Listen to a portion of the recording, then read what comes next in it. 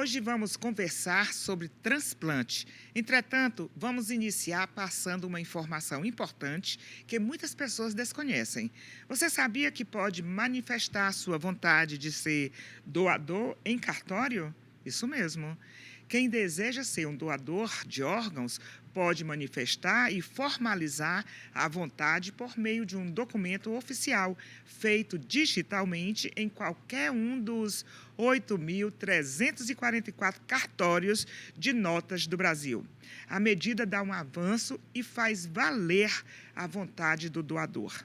Mais detalhes é só entrar no site www.aedo.org.br. Mas o que é um transplante?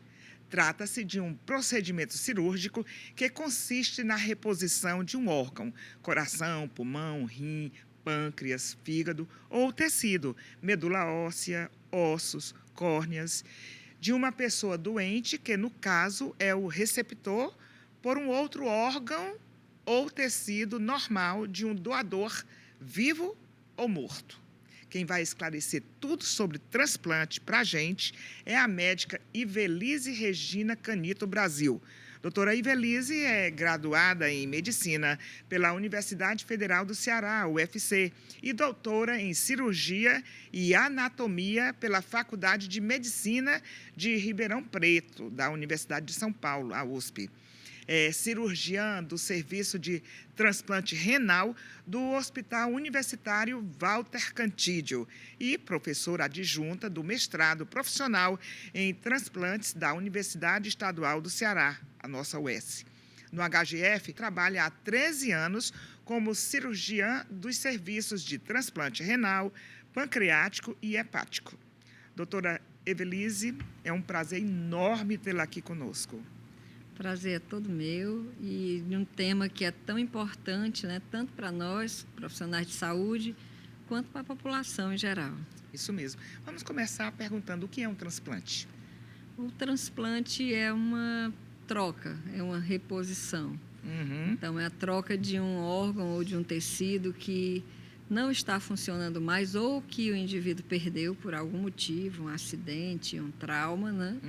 E que precisa ser substituído para que o indivíduo tenha uma vida próxima do normal, uma vida saudável, com suas condições de vida social, né, profissional. Então, para que ele possa retornar à sua vida com capacidades capazes de conviver bem. O que pode ser retirado de um doador vivo? Bom, no doador vivo, nós temos o mais comum, né, o mais frequente, é a doação de rim. E rim é um órgão par, tem 2 rins, então esse é o que é mais comumente conhecido. Sim. Além disso, o fígado, eu posso retirar um segmento de fígado, e isso é muito comum nas crianças, né? Porque muitas vezes as crianças são muito pequenininhas, então dificilmente eu vou ter um doador com um órgão inteiro que possa caber naquela criança, ser compatível com o tamanho. Então, eu preciso tirar segmentos do fígado, 2 segmentos, um segmento compatível com o peso daquela criança receptora. Mas também para adultos, dependendo da proporção de peso, eu também posso tirar um segmento de fígado e doar para um adulto, sem maiores problemas. Sim. Além disso, temos aí os tecidos, né? Aí tem medula, que é o carro-chefe, né? Pele é menos comum, pâncreas é um órgão que também não é comum que seja doado, pulmão, mas existem algumas experiências mundiais com segmentos de pâncreas, com segmentos de pulmão para transplante. Sim. E de um doador que faleceu, constatada essa morte, quais são as primeiras iniciativas? Bom, uma vez que é feito o diagnóstico de morte encefálica, esse diagnóstico ele é muito bem já estabelecido, protocolado, existem várias etapas para que a gente tenha certeza que o indivíduo sai em morte encefálica. A primeira coisa é dar ciência à família, explicar o que aconteceu, que esse indivíduo está em morte encefálica, o que é a morte encefálica, que é uma questão de tempo para que todos os outros órgãos comecem a parar, né? A morte encefálica, o que é? É a parada do cérebro, em resumo. Então, a partir daí, o cérebro, como comandante do corpo inteiro, ele começa a apresentar falhas em todos os outros órgãos. Então, é questão de tempo para que cada órgão vá aos poucos morrendo. Né? Na prática, é isso. Então, a primeira coisa é explicar à família, dar ciência do que é esse processo. Segundo, é oferecer a essa família a oportunidade de doar órgãos e tecidos, né, daquele seu ente querido. É uma situação extremamente delicada, né, é de muito sofrimento, na grande maioria das vezes. Então, o próximo passo é que a família aceite. Uma vez a família estando de acordo, e aí é muito importante a manifestação, a nossa manifestação em vida para a nossa família sobre a nossa vontade, mais do que qualquer documento, isso é o mais importante, né? A família poderá autorizar, e aí os procedimentos legais são documentos que são assinados por pessoas que tenham o direito, né, de assinar esses documentos, parentes de primeiro grau, filhos, pais, irmãos, esposa, né, esposo. Feita a assinatura desse documento, com testemunhas, obviamente, aí sim esse documento vai para uma central, a nossa Central Estadual de Transplantes, e a partir daí entra num sistema, né, que a gente chama de ranking nacional, que é localizado por cada estado. Então, esses são os passos iniciais. Eu falei no início que a pessoa pode fazer a doação em cartório. Vamos supor que o doente tenha perdido a noção ou não tenha mais como decidir. A família tem que obedecer o que está ali escrito. Ela não pode tomar uma medida. Não vamos doar. Se o doador fez isso em vida, consciente, foi ao cartório, registrou. É muito importante a sua pergunta, porque, assim, na prática, o que estava em documento é para ser cumprido. Mas mesmo na Espanha, que é o sistema mais avançado de doação, o sistema que mais converte em doação de órgãos, que tem menos negativa familiar, a lei diz que todo doador, toda pessoa que não se manifestou contrária à doação é um doador de órgãos, mesmo lá eles acatam também uma decisão da família. Por isso a importância da sua família ter consciência do que você quer. Porque você imagina a situação de uma equipe de saúde onde, mesmo tendo documento dizendo que é doador, a família diz, não quero doar, não quero. Então, é uma situação constrangedora. Sim. Então, nós temos uma tendência, nós não somos máquina, né? Nós não somos assim, um sistema totalmente engessado. Nós temos que dialogar com a família. Sim. E aí, estando registrado em cartório, a família, mesmo que a pessoa nunca tenha dito nada, mas ele registrou que queria doar. Sim. A não ser que a família tenha uma convicção muito forte contra a doação, né, com certeza, ela vai acatar aquilo que foi a minha vontade em vida. Né? A tendência é que você acate a vontade que você tinha em vida, a família acate essa vontade. Então, esse documento ele é muito importante para que as famílias, mesmo aquelas que não tenham tido diálogo, às vezes um filho que mora longe, não teve oportunidade, às vezes as pessoas não querem falar sobre morte, né? Morte é uma coisa meio difícil de falar às vezes, você não quer dizer. Então, tendo documento, até a própria família, eu acho que se sente mais confortável em doar. Né? Porque pode surgir a dúvida, será que ele queria que eu doasse os órgãos? Será que ele não vai, num outro momento, dependendo da crença religiosa, será que ele não vai, em algum momento, achar ruim porque eu deixei alguém ir lá e tirar os órgãos dele? Então, fundamental isso. Mas também, muito claro que nenhuma equipe de saúde vai tirar órgão de ninguém à força só porque está no papel. O papel é um reforço. Reforço muito importante. Né? Quem puder fazer isso, que o faça. Mas as equipes de saúde, com certeza, vão sempre dialogar e acatar o que a família decidir em última instância. Doutora Belise, qual o tempo de espera de um órgão ou tecido? E varia de um para outro? Sim, varia bastante. Né? Nós temos, falando de órgãos, cada órgão tem um tempo. A partir do momento que eu retiro do doador, até o momento de transplantação, tem órgãos que são mais frágeis, Sim. Tem órgãos que são, né, por exemplo, coração e pulmão são órgãos mais frágeis, requerem um transplante imediato. Retirou aqui em 1 hora e meia, ele deve estar sendo colocado no receptor, porque a cada momento que eu demoro, diminui o funcionamento desse órgão, a chance. O fígado a gente costuma trabalhar com um limite de 8 horas, mas a gente pode transplantar até 12, 13 horas. Mas existe um limite porque a cada momento eu vou perder função desse órgão. O rim é um pouquinho mais elástico, 12 a 18 horas. E assim segue. O pâncreas até 12 horas. Cada órgão tem um limite. A córnea, que é um tecido que não recebe muita vascularização, ela tem um tempo maior. Inclusive, após a parada cardíaca, pode ser feita a retirada, né? O que acontece, por exemplo, no SVO, na perforce, né? Você pode doar até com o coração já parado dentro de um determinado tempo. E aí essa córnea tem uma preservação maior, né? Ela não tem essa urgência, eu tenho que transplantar em 24 horas. Então, isso repercute na tranquilidade que a gente pode ter na seleção do receptor e no preparo do receptor para a cirurgia.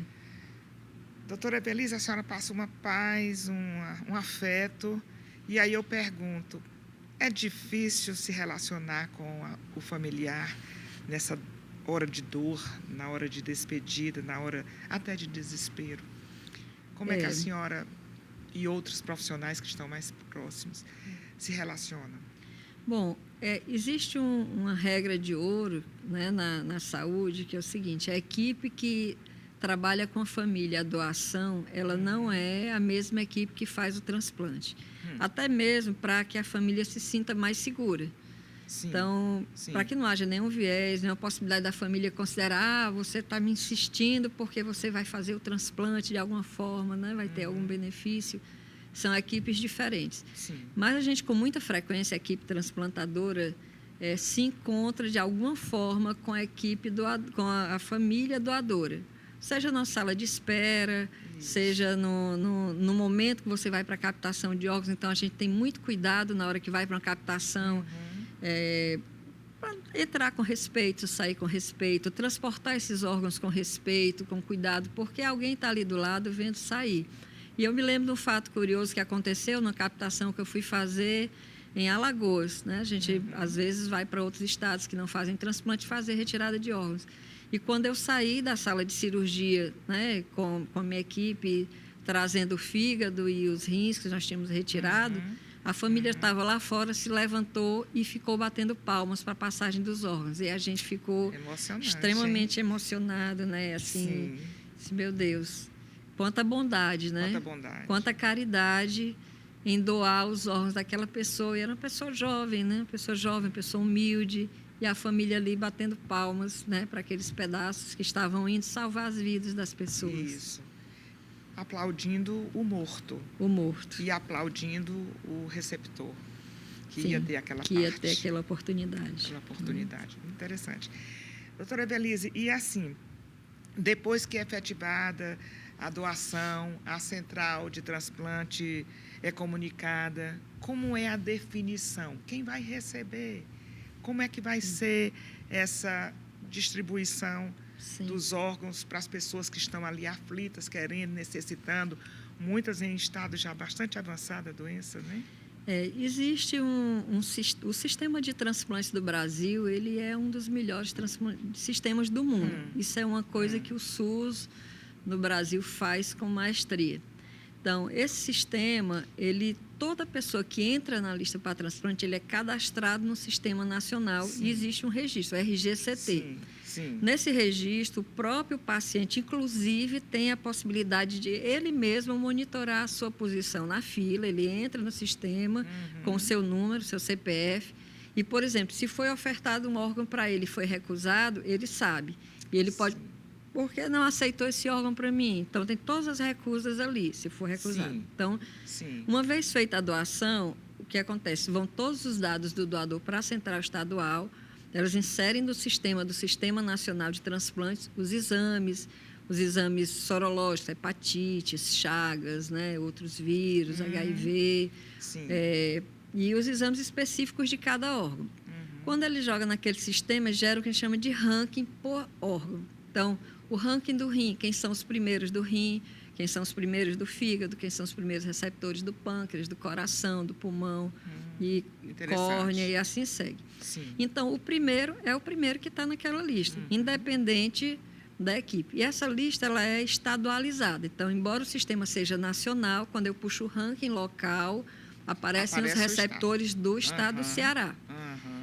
Algumas exceções, quando eu tenho na região Nordeste uma urgência, ou seja, uma pessoa que transplantou o coração não está funcionando, ele vai para a urgência. Então, o primeiro órgão que surgir no Nordeste tem que ir para ele, porque senão ele vai morrer. No fígado, mesma coisa. E aí segue. O rim, a gente não tem esse tipo de urgência, porque o rim tem terapia substitutiva, tem hemodiálise para que o paciente não morra se o rim não funcionar imediatamente. Sim, sim. Então, a gente segue esse ranking. A central entra em contato com as equipes. Olha, doutora Ivelise, o ranking saiu para o seu paciente, seu fulano de tal e tal e tal. A senhora vai aceitar para esse paciente? Bom, qual é a possibilidade de eu aceitar ou não aceitar? Se o paciente não estiver em condição, eventualmente o paciente está tão grave que está na UTI e já aconteceu, por exemplo, no hepatite fulminante, sair a doação e esse paciente ter entrado em morte cerebral porque não deu tempo de esperar pelo órgão. Então, a gente segue aquela lista. Se eu recuso o órgão, eu como transplantadora, não, eu não aceito para esse paciente, eu sou obrigada a emitir um documento para a central de transplantes justificando por que motivo eu não aceitei esse órgão para esse paciente. Porque existe uma auditoria que faz um controle para que não haja nenhuma dúvida de que a lista ela é seguida rigorosamente. Isso a gente tem muita segurança de dizer, porque isso funciona muito bem no país. Né? Funciona perfeitamente bem. Então, é nesse modelo. Às vezes as pessoas dizem que os médicos são mecanizados. A sua função, por exemplo, na sua atividade, poderia ser mecanizada. Mas eu acredito que mexe. É impossível a pessoa se tornar fria nesses momentos. Como é que a senhora se equilibra emocionalmente? Olha, sempre, a gente costuma dizer que sempre, cada doação, cada transplante é uma história diferente. E a equipe, ela não se mecaniza nisso aí. Eu tenho uma certeza absoluta disso. Então, como a gente se equilibra? Algumas doações são mais traumatizantes. Por exemplo, crianças muito pequenas, alguns acidentes, né? Assim, elas acabam sensibilizando mais a gente. Mas, em geral, todas as doações, elas acabam sendo... A gente se ressente, né? Inclusive, na medida que a gente vai ficando mais velho, né? Vai adquirindo mais cabelos brancos, você se coloca na posição do primeiro de irmão, depois, esse aqui podia ser meu filho, esse aqui podia ser o meu pai, né? E a gente fica, né? A gente pensa muito nisso. Na captação, nós temos um hábito de sempre fazer 1 minuto de silêncio antes de começar a cirurgia de captação. Bonito, muito bonito. A gente faz esse minuto de silêncio para que aqueles que tenham alguma religiosidade, queiram fazer algum agradecimento, uma prece pelo falecido que está ali em morte cefálica, o faça, né? Para que a gente pontue que a gente precisa ter respeito por aquela pessoa, independente de quem ela seja, porque ela está fazendo ali o ato talvez o mais nobre da sua vida, né? Ela está efetivamente levando vida a alguém sem saber a quem, né? Então, a gente acaba puxando um pouco a nossa mente para olhar para esse lado, para que não se impacte muito com o ato cirúrgico em si. Entendi. E no receptor, aí é um misto assim, de alegria com vitória, porque... Quando você vê aquele órgão pálido, que você consegue revascularizar, ou seja, botar sangue novamente nele, ele imediatamente fica muito vermelho e você vê a vida voltar, né? E efetivamente você está vendo a vida voltar. Né? E é muito bonito. As pessoas que nunca viram, quando veem, sempre se emocionam e a gente sempre fica muito feliz, porque o que a gente espera quando termina as anastomoses, né, que vai soltar os clamps para o sangue entrar no órgão, é realmente que esse órgão fique vermelho, vivo, né, e pulsante, seja ele qual for. Estou resistindo. Né? Deu certo. Certo. Está funcionando. Vamos para frente. Coisa boa. Doutora Ivelise, quais são os riscos ainda de um transplante? E é grande, assim, o número de rejeição? Não, hoje, assim, a tecnologia, né, o avanço da ciência fez com que a gente conseguisse minimizar alguns riscos. Então, De 1968 para cá, todas as coisas evoluíram. A anestesia evoluiu, o controle de sangramento evoluiu, sim, o controle de infecção evoluiu. E nos anos 70 para 80, as drogas que controlam a rejeição também evoluíram. Também. Então, hoje a gente consegue controlar. Então, existe a rejeição hoje já não é um grande problema, né? O sangramento é um problema também muito bem controlado. E, na verdade, o que a gente precisa é ter mais doações para que as pessoas consigam transplantar em uma condição melhor. O que determina, na verdade, na maioria das vezes, o resultado do transplante é a gravidade de quem vai receber o órgão. Se ele recebe numa fase anterior a ficar mais grave, a tendência é que esse transplante vai ter um melhor resultado. É como qualquer cirurgia, um apendicite. Sim. Se você operar com 12 horas dos sintomas, é uma cirurgia muito simples, que em 24 horas você está tranquilo, e em 7 dias você está trabalhando. Sim. Mas você esperar 2, 3 dias, aquilo aí já, né, complica. É mais ou menos esse comparativo que a gente faz. A senhora tem números assim de pessoas que doam? É grande o número de doadores? As pessoas estão optando em entregar aquele corpo para serem retirados os tecidos e os órgãos? Nós ainda temos uma grande negativa familiar. Sim. No ano passado, nós fizemos 1.726 transplantes de órgãos e tecidos. Quantos mesmo? 1.726 no Ceará, de órgãos e tecidos. Sim. Isso foi o maior número desde 2019, né? Nós tivemos uma baixa aí da pandemia, sim, depois retomando. Mas, mesmo assim, a gente ainda tem uma negativa familiar acima de 50%. E aí entra o papel da sociedade e entra o papel dos setores de comunicação, porque, na maioria das vezes, as negativas têm uma relação direta com a desinformação, com a dúvida, com a insegurança. Então, esse trabalho que vocês fazem, aí eu parabenizo, né, a comunicação, ele é um trabalho fundamental. Efetivamente, faz parte da equipe transplantadora a comunicação, né, porque vai nos ajudar. Sem doação, não tem transplantação. Né? É uma frase clássica. Então, nós ainda temos a negativa familiar alta.